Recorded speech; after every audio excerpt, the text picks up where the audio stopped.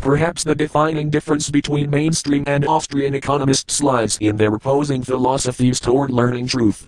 Mainstream scientists use a well-developed process called the scientific method. This method employs both data and theory. Data includes facts, evidence and statistics. Theory is the attempt to describe general laws, principles and causes and effects found in the data. Both form a cycle, as data goes into the formulation of theory, whose conclusions then engender more data collection in an attempt to confirm, refute or develop yet more theories. The accuracy of this process is verified by experimentation or prediction. Scientists believe they are on the right path when both theory and data agree. When they disagree, they know something is wrong. It could be the theory is wrong, or the data is badly collected or interpreted. Austrians accept this method in principle, but argue that it is more appropriate for hard sciences like physics or chemistry, not soft sciences like sociology or economics. The problem is that humans, unlike electrons, have freedom of choice. They are therefore vastly more unpredictable, even if placed in the same situation twice. Within economics, Austrians favor a method called a priorism. A priori knowledge is logic, or knowledge that exists in a person's mind prior to, and independent of, outer world experience. For example, the statement 2 plus 2 equals 4 is true, whether or not a person goes out into his garden and verifies this by counting 2 pairs of tomatoes. What this means is that Austrians reject the attempt to learn economic laws through experiment or real-world observation. The only true economic laws are those based on first principles, namely, logic. As Friedrich von Hayek wrote, economic theories can never be verified or falsified by reference to facts. All that we can and must verify is the presence of our assumptions in the particular case. So the mainstream approach is inductive, and the Austrian approach is deductive. The first draws generalizations from the data, the second applies preconceived generalizations to the data. A completely deductive approach is pre-scientific, however, which is why Austrians cannot legitimately claim to use a scientific method. Deduction does occur in science, but the generalizations are primarily based on other data, not a priori assumptions. This is not to say that Austrians do not refer to real-world events and data in their writings. They just don't do it in the usual scientific way. Here is Austrian economist Kengalet, describing their use of data. The Austrian economist sees his task as deducing the implications of human choice under conditions observed in the real world. The assumptions of economic theory are the point at which the theory is empirically verifiable. This approach allows qualitative prediction of economic events, explanation of observed patterns, and evaluation of government policy.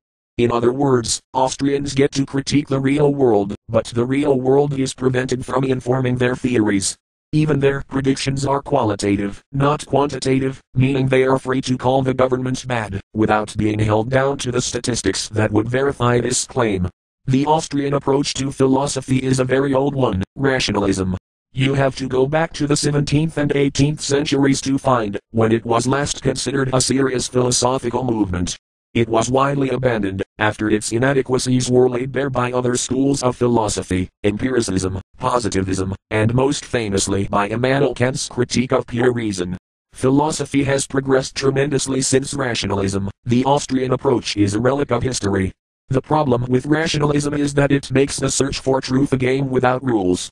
Rationalists are free to theorize anything they want, without such irritating constrictions as facts, statistics, data, history or experimental confirmation. Their only guide is logic. But this is no different from what religions do, when they assert the logical existence of God, or Buddha or Muhammad or Jaya. Theories grounded in facts and data are easily spun into any belief a person wants. Starting assumptions and trains of logic may contain inaccuracies so small as to be undetectable, yet will yield entirely different conclusions. In fact, if we accepted all the tenets of the Austrian school, we would have a second reason why it fails to qualify as science. To be a science, a school must produce theories that are falsifiable, that is, verifiable. If a theory's correctness or falseness cannot be verified, then it is not science. Perhaps it's religion, or metaphysics, or an unsupported claim. Austrian economists make claims about the market, such as markets know better than governments, but then deny us the tools for verifying those claims, such as statistics. One might ask, how do they know? Austrians claim to know these things by logic. But although their literature frequently evokes a priori knowledge, this term appears to be misused. Humans are not born knowing that 2 plus 2 equals 4. It is something they must learn from their environment, namely, school. Forging this learned knowledge into axioms comes later, and then through a process of trial and error. So in this sense, a priori knowledge doesn't even exist, unless one refers to a very basic level of knowledge capability, such as the physical construction of the human brain or animal instincts. Austrians may be using the term a priori to mean logical proofs or axioms, such as, if A equals B and B equals C then A equals C. But if Austrians were creating economic axioms that were true by logical force, then the Austrian school would become world famous overnight, whether mainstream economists liked it or not. In truth, Austrian journals are not filled with these kinds of axioms. Their arguments are really no more than theories that are guided or tested by logical proofs. Again, that's no different from what religions do. The fact that we have thousands of different religions in the world is remarkable evidence of the fallibility of this method.